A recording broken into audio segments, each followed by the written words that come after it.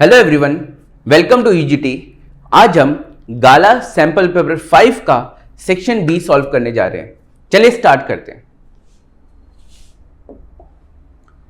पहला क्वेश्चन हमसे पूछा गया है कि प्रेसिपिटेशन रिएक्शन क्या होता है।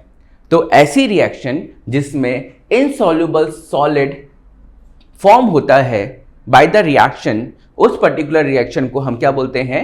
आपका प्रेसिपिटेशन रिएक्शन कहते हैं। क्लियर? अब क्या हुआ, इसका एग्जाम्पल देख सकते हैं कि जैसे सोडियम कार्बोनेट है।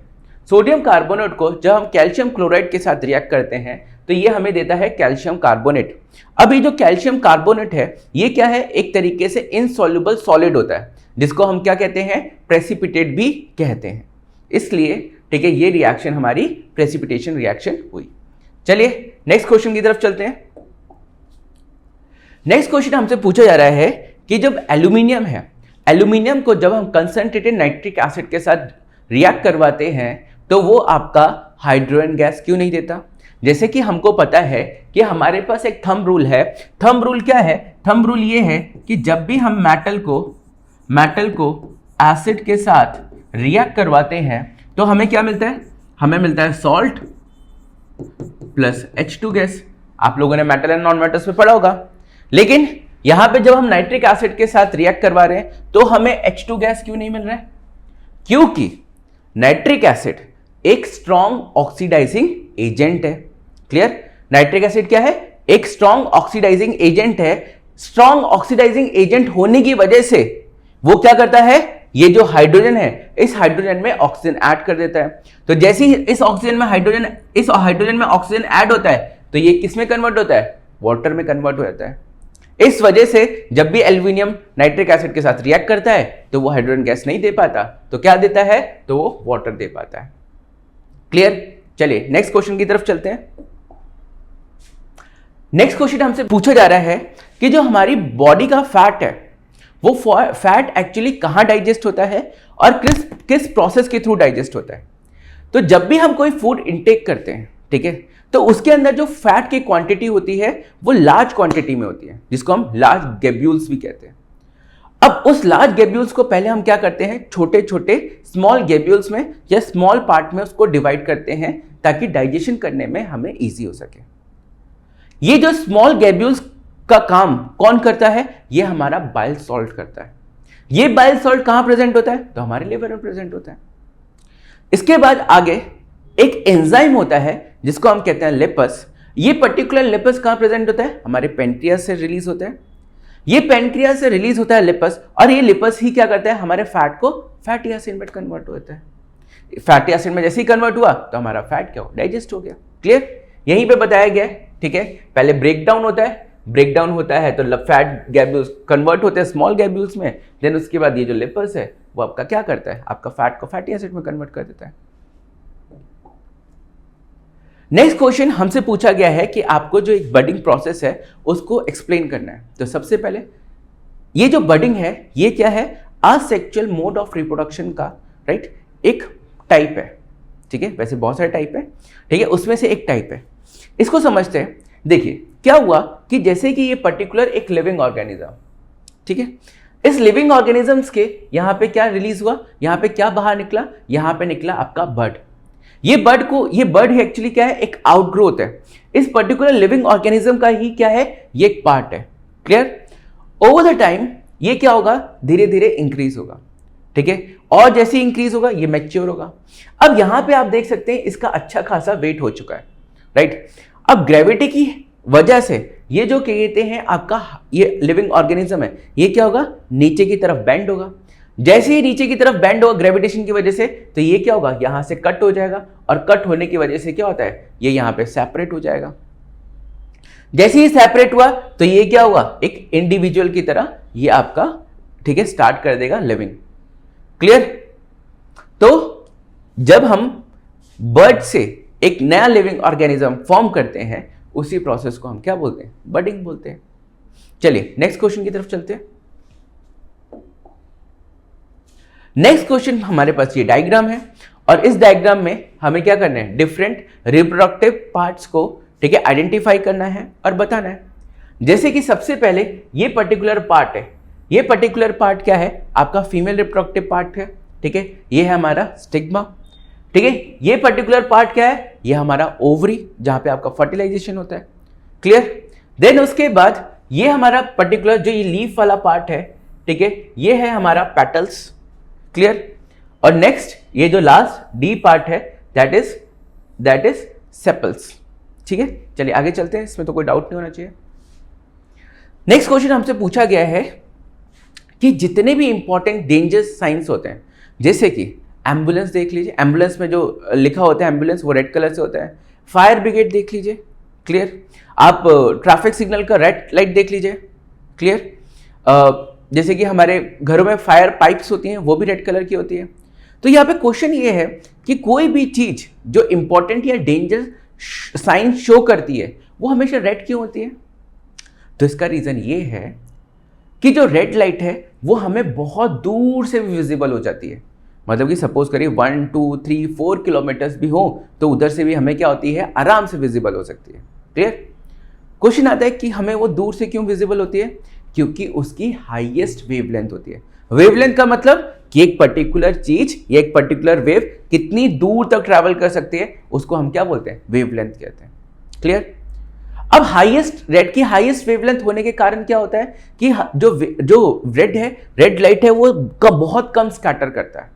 अगर वो बहुत कम स्कैटर करेगा तो वो लॉन्ग डिस्टेंस ट्रैवल करेगा, इसलिए जो रेड लाइट होती है वो हमें दूर से ही दिखाई जाती है, ठीक है। दूर से दिखने की ही रीजन की वजह से क्या होता है कि जो हमारा रेड जो सिग्नल हमारा कहते हैं डेंजर का सिग्नल होता है वो हमारा रेड होता है, क्लियर। चलिए नेक्स्ट की तरफ चलते हैं। नेक्स्ट क्वेश्चन हमसे पूछा जा रहा है कि व्हाट इज इलेक्ट्रिक पोटेंशियल, ठीक है। इलेक्ट्रिक पोटेंशियल को सिंपल तरीके से समझते हैं कि ये जैसे कि सपोज करिए ये इलेक्ट्रिक फील्ड है, ठीक है, और यहां पे हमारे पास एक चार्ज है, ठीक है। सपोज करिए ये इलेक्ट्रिक फील्ड यहां पे क्या है, पॉजिटिव है, और ये जो चार्ज है वो हमारा नेगेटिव है। अब हम क्या कर रहे हैं, ठीक है, इस चार्ज को, ठीक है, इस चार्ज को इलेक्ट्रिक फील्ड की तरफ मूव कर रहे हैं, ठीक है। तो जब ये चार्ज क्या होगा, आपके इलेक्ट्रिक फील्ड की तरफ मूव करेगा तो इसके अंदर क्या होगी, एक एनर्जी डेवलप होगी, ठीक है। जब भी चार्ज क्या होता है, against the electric field travel करता है या मूव करता है तो उसके अंदर क्या होती है, एक एनर्जी डेवलप होती है। उसी एनर्जी को हम क्या बोलते हैं, इलेक्ट्रिक पोटेंशियल कहते हैं, ठीक है। ये पोटेंशियल वर्ड कहां से है, तो हम लोगों ने 9th क्लास में पोटेंशियल एनर्जी, काइनेटिक एनर्जी पढ़ी थी, वहीं से ये आपका वर्ड आया। इसलिए मैंने आपको बोला कि जब भी जो चार्ज होता है वो against the electric field move करता है तो उसके अंदर क्या होती है, एक एनर्जी डेवलप होती है। उसी एनर्जी को हम क्या बोलते हैं, इलेक्ट्रिक पोटेंशियल कहते हैं, क्लियर। अब इसका फॉर्मूला क्या होता है, इसका फॉर्मूला होता है V is equals to W upon Q। V stands for voltage, W stands for work done and Q stands for charge. इसकी यूनिट क्या होती है, इसकी यूनिट होती है वोल्ट। इसकी यूनिट क्या होती है, वोल्ट होती है, और इसको हम शो करते हैं V से, ठीक है। चलिए नेक्स्ट क्वेश्चन की तरफ चलते हैं। नेक्स्ट क्वेश्चन हमसे पूछा जा रहा है कि हमें फाइंड आउट करना है वर्क डन। जब हम क्या कर रहे हैं, एक पर्टिकुलर चार्ज को मूव करवा रहे हैं, ठीक है, किसने, 12 वोल्ट पोटेंशियल डिफरेंस के अक्रॉस। तो हमें फॉर्मूला पता है कि V is equals to W upon Q, clear.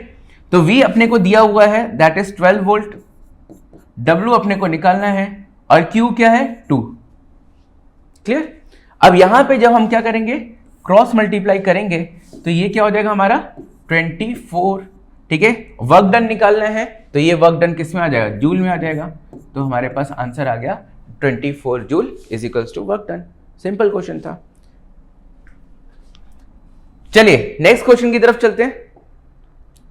Next question हमसे पूछा गया है कि explain the term overloading and earthing. जैसे सपोज करिए कि हमारे पास एक स्विच बोर्ड है, राइट, पर्टिकुलर ये हमारे पास एक स्विच बोर्ड है, ठीक है, ठीक है।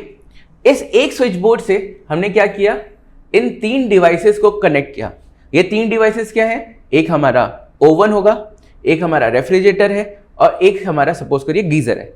अब ये तीनों क्या कर रहे हैं, तीनों वर्किंग फेज पे, मतलब तीनों ऑन है, ठीक है। जबकि ये क्या हो रहा है, एक ही स्विच बोर्ड से कनेक्टेड है, तो इस पर्टिकुलर स्विच बोर्ड के ऊपर क्या हो रहा होगा, बहुत ज्यादा लोड आ रहा होगा। ठीक है, अब क्या हो रहा है कि जितनी इसकी कैपेसिटी है इलेक्ट्रिसिटी ट्रांसफर करने की, वो क्या कर रहा है, अपनी कैपेसिटी से ज्यादा इलेक्ट्रिसिटी ट्रांसफर कर रहा है। जब अपनी कैपेसिटी से ज्यादा इलेक्ट्रिसिटी ट्रांसफर कर रहा है तो क्या होगा, इलेक्ट्रिसिटी ट्रांसफर करने की वजह से क्या होगा, रेजिस्टेंस भी हाई हो जाएगा। हाई रेजिस्टेंस क्या प्रोड्यूस करता है, हीट प्रोड्यूस करता है। ज्यादा हीट प्रोड्यूस हो गई तो क्या हो सकता है, आग भी लग सकती है।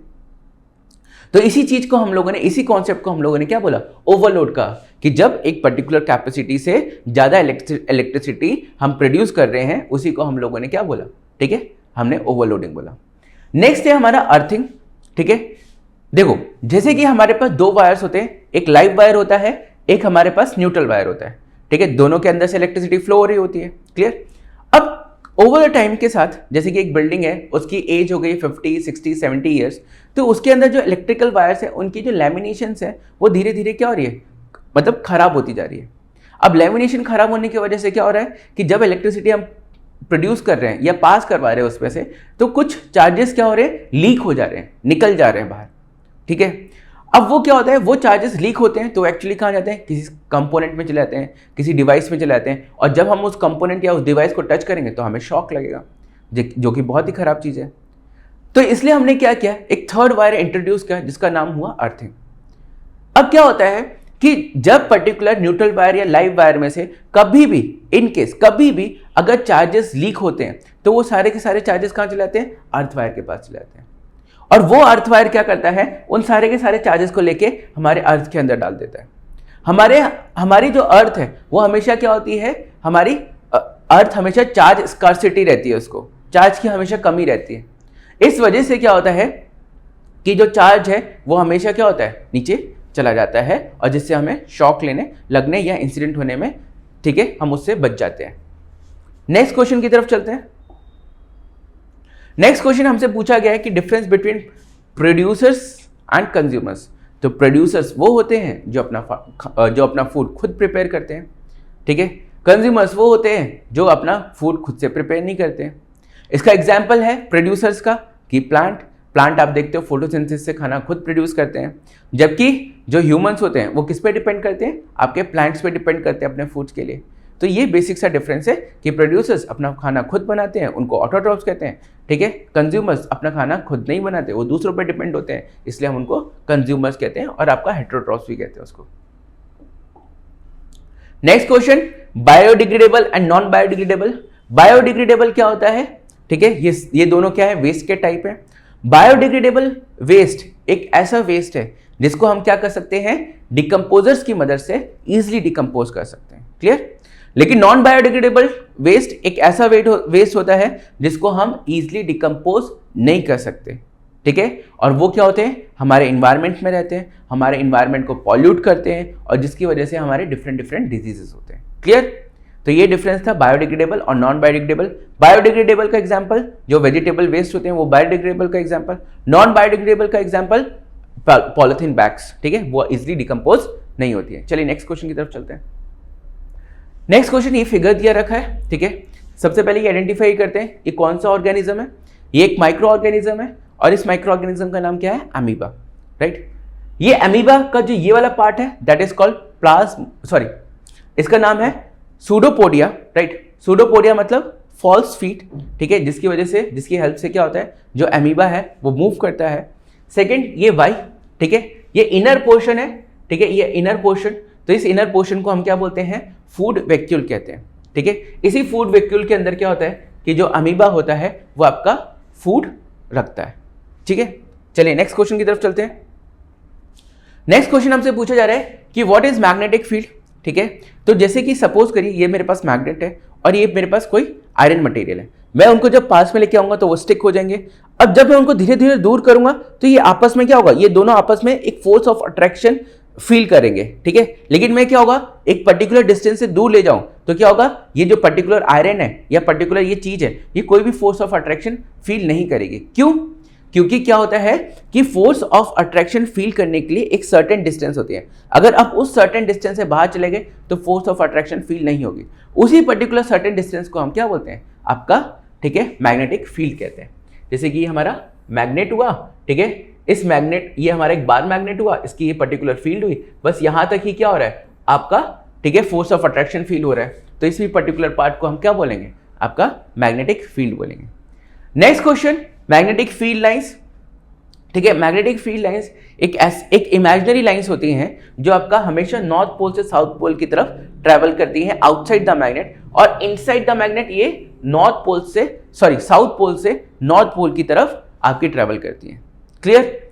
तो यहां पे हमारा सेक्शन बी सैंपल पेपर 5 का फिनिश होता है। इससे रिलेटेड कोई भी डाउट हो तो आप कमेंट सेक्शन में पूछ सकते हैं। Thank you.